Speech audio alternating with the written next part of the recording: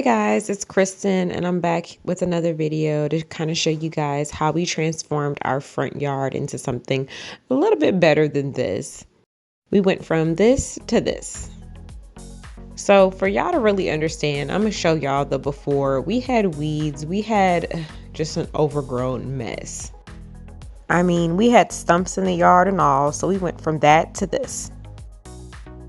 We ended up tealing up the entire yard and getting zoysia grass, and my husband was very diligent and serious about this grass, y'all.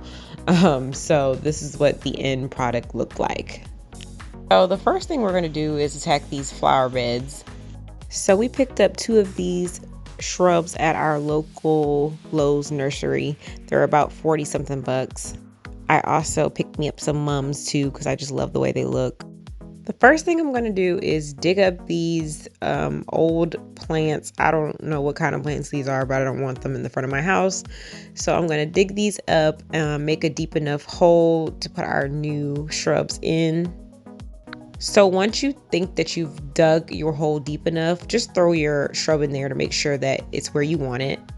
So that looks fine. Now we're going to put down our gardening soil. This is the kind I use. You can use whatever kind you like. This is just what was available at Lowe's. So now I'm just going around and making sure it completely covers the bed of where my shrub is gonna go. I'm just loosening up the roots with some water so that when we put it down, we can really get it in there. So now we put the shrub down in the ground, and we're just going to put more of that gardening soil on top, really spread it around. And we're going to flood it with water for the next few days and just put some more dirt that we had left over back on top. So now we're going to do the same exact thing to the other flower bed on the other side of the house. I know it looks like he's doing all the work, but I really did help a lot. And somebody had to film, so. Now I'm just going to fast forward what we did to the other side. We did the same exact thing. The shrubs ended up looking really great on the side of the house and coming out really well. And keep in mind, we are not gardening people. So for us to keep this alive is amazing. So now we're just going to clean up the area, get all the dirt off as best as we can because we're going to paint these. Yeah, so instead of taking these bricks up, buying new ones, putting them back down, doing all the normal extra work that it requires, we're just gonna paint them. So we picked up some Valspar exterior ultra white brick paint in the color white, ultra white, and I'm just gonna go and paint my flower beds in the front yard all the same color, so it just gives it a nice refreshing look. So these are the rest of the materials I used to finish off my flower beds. I used some weed barrier just so I can make sure I don't have any weeds growing up. So this particular one is supposed to be good for 15 years. We'll see. So basically I'm measuring it and I'm cutting a slit down the middle so I can wrap this weed barrier around. So once I get this all tucked in nice and tight around my tree, I'm going to take my steel fabric landscape pins and just tuck everything in and make sure it stays. So this is the end product. Now that I'm done with that, I'm going to start putting my marble rocks down. And let me just tell you, if you think you need 4 bags per plot, no, just get 10 because you will never have enough. We also added some solar lighting on each side just so it can look good at night and light up the shrubs.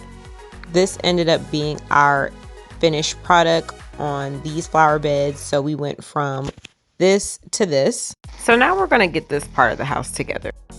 So we're going to teal up this front part just like we did the flower beds.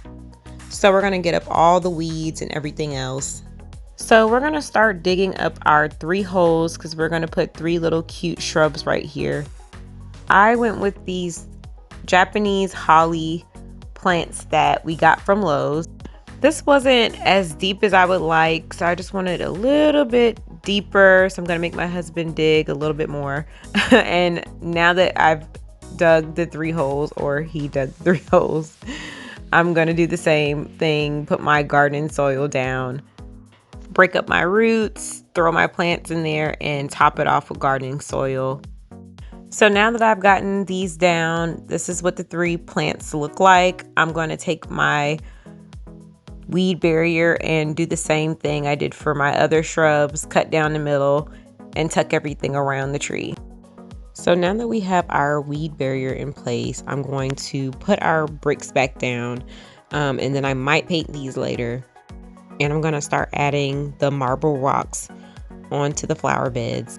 So this was the before and this was the after we completed our flower beds and our grass came in. We also decided to prune the trees out front just to clean it up a little bit out there, and to provide our zoysia a little bit of sunlight even though it's shade tolerant. So after we tilled up everything and put the grass down, this is the after, nice and thick. So this was like some Honey, I Shrunk the Kids type grass. Like, it was so thick, so nice, and it was definitely worth the investment for transforming the front of our house. So now we're just going to hit the retaining wall with a new coat of paint using the same ultra white paint I used around the flower beds. This just gave it a new fresh and clean look. Surprisingly, we haven't had any issues out of the paint. It's been really durable. It hasn't cracked or chipped or anything like that. So the last thing we're going to do in the front is hit this flower bed around the mailbox. We're just going to clean it up around the sides, teal it up. We did spray Roundup in the flower beds just to kill any weeds or anything like that weeks before we started to plant our plants. So now I'm just applying the white paint like I did with the other flower beds.